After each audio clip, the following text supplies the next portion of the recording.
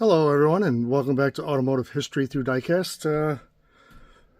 Mainly we got the new Fast and Furious premium set that I want to show, but I have some other stuff too. Figured I'd lump it all together and we take a look at it. Recently I broke down and did buy excuse me, some of these Bedless trucks. I love the way they look. I just know what it's like to drive one. I don't know why that's stuck. I'm stuck on that, but these things would drive horrible. We used to get trucks in at work that would come in for, they'd be brand new, they wouldn't have a bed on. We'd send them out for, like work truck cabinets and stuff put on them, and we would have to test drive them, and they would just bounce so bad because the shocks are meant for all that weight, but there's no weight on it. So, but I finally broke down. I got this Diet Coke one. I got this NOS one. I really like that blue. That's a nice blue with the orange frame. And then I got the Big Daddy one, General Square Body. This thing's humongous. This is equivalent to what a dually would look like if it didn't have a bed. So excited to open those up. We got those three. We have the new Kaido House Hornet. R34. I want to talk a little about this. Now, this is a collab with Tamica, and I haven't heard anyone really talk about that. Now, I used to be big in RC cars, and that's Tamica makes RC cars, and they actually made an RC car called the Hornet. I'll put a picture of it up on the screen. So I'm assuming that's the collab, but I don't understand why they collabed. But yeah, if anyone has any more information on that, please let me know. I got this Team Transport, this Mercedes. It's I believe it's a race car, but it doesn't have the race car deco on it. But yeah, that's a nice prototype looking car. And then I got two Maestos. I got another Lamborghini Huracan. I like the blue on this. I think all the companies make the tires too big on these Lambos. They look kind of off-roadish. But yeah, we'll open that up, look at it, compare it maybe to a Hot Wheel. I got this one. I'm excited about this one. They don't normally do this car. I thought they did a good job on this car. This is the ZR1, which was a 1-year only production. Back in 1990, and I believe it was sent out to McLaren to be, the engine was built there and poured and polished and balanced there. So what they do is they may have 200 pistons and they measure them weight-wise, and they try to find the ones that weigh the closest together, so the engine is the most balanced when it's spinning. Alrighty, next we got this new Fast and Furious set. This is the RS200. I really like this car. I'm not a Ford guy, but I like that it's something different. I don't remember seeing it in any of the movies, but you know, the movies kind of all blend together. But it's cool that it's a different casting. I think that's the most important part. Next, this is a beautiful car, a Arcuda. Just not, I don't know, in black it's hard to see details. I know in real life it's a sought after car. I guess I'm just not a huge fan of it. And then this is the one people are most excited about. I'm not that excited about it. I'm not a big fan of basic Japanese cars that become really popular. Like, everyone loves the 510. There was nothing really spectacular about the 510. It was a daily driver car that people started messing with. And I guess that's what hot rodding was about. But to me, I don't see the thrill in this car. I know it has a legendary background and kind of how drifting started. But to me, it's just another Toyota. Now this next one I'm excited about. Here is the Honda NSX 2003. I love this car. This was Honda Acura's jab at Ferrari and Lamborghini, and they did a good job. They really did. They were able to make a car that competed and looked just amazing. And then the last one I think is probably the biggest one. The Nissan GTR 32. I'd like to get it as package. It looks like it's a beautiful car, but in this package, you can't see any detail. Alrighty, I'll pause you, open up some cars, and we'll look at them.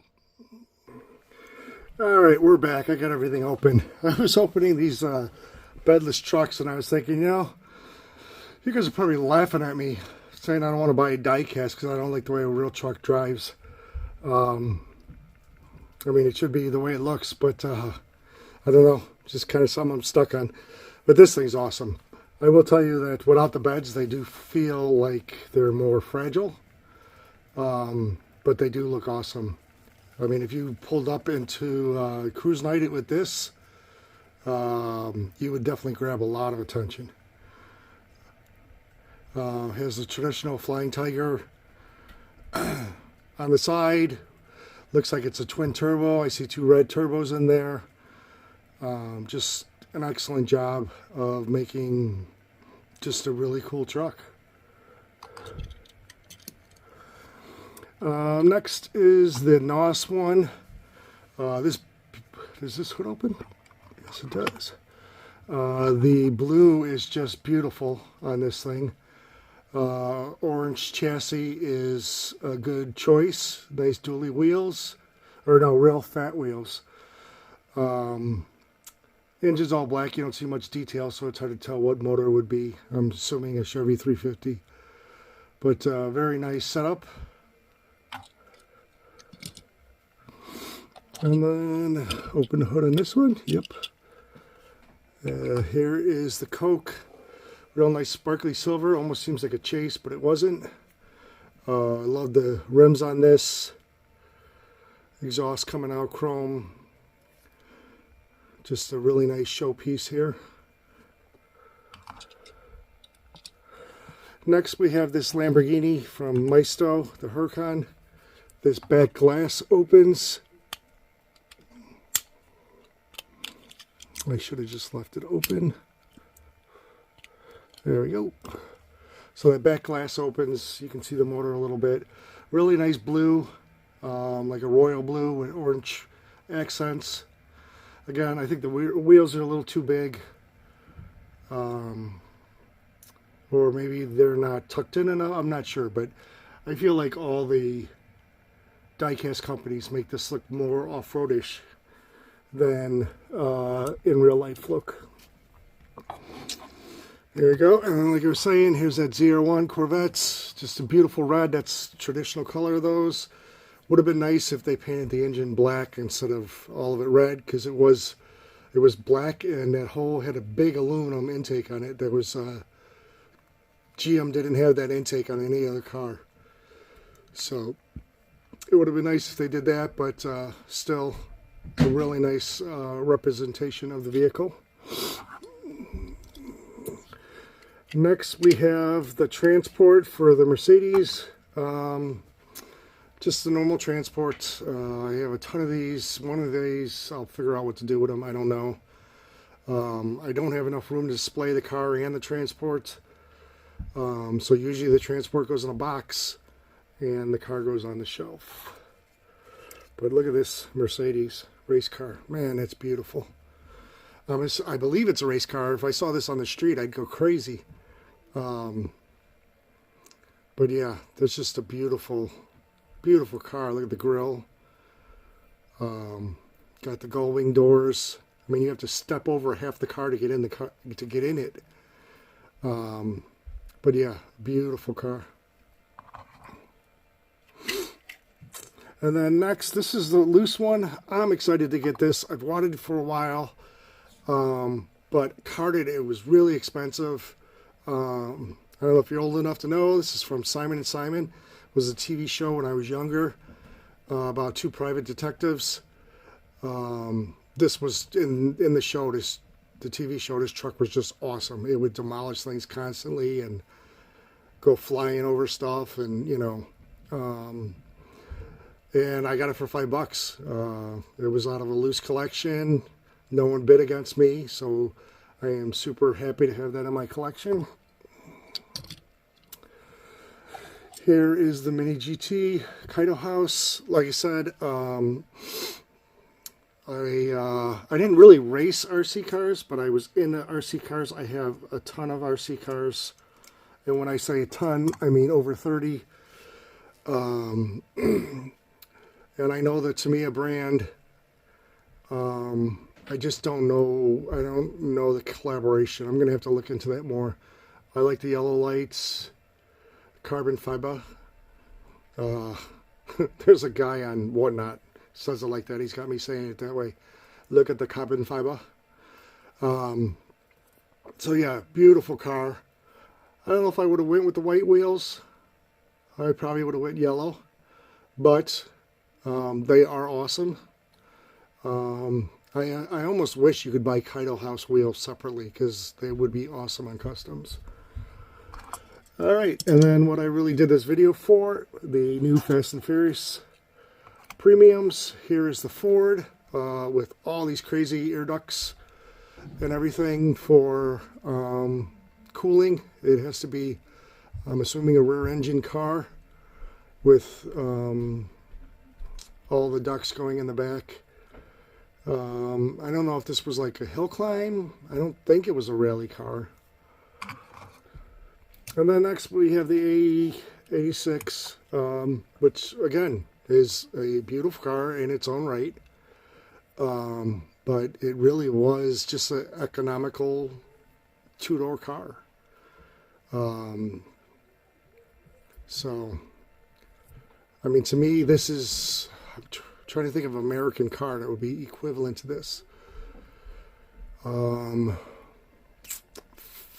That might be too insulting. It would be like a 6-cylinder Mustang, you know. It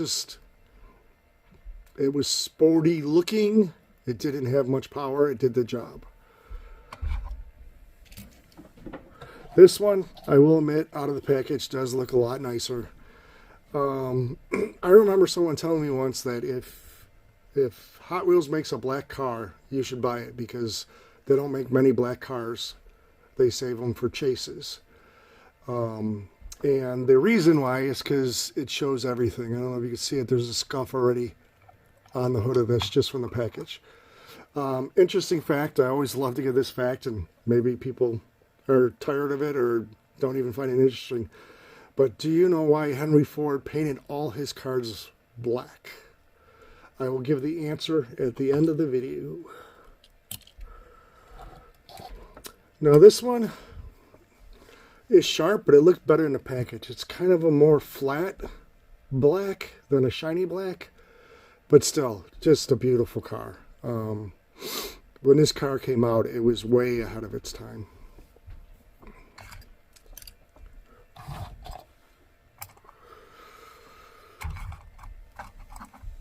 And then here is the Skyline. Simple and beautiful, and just a work of art.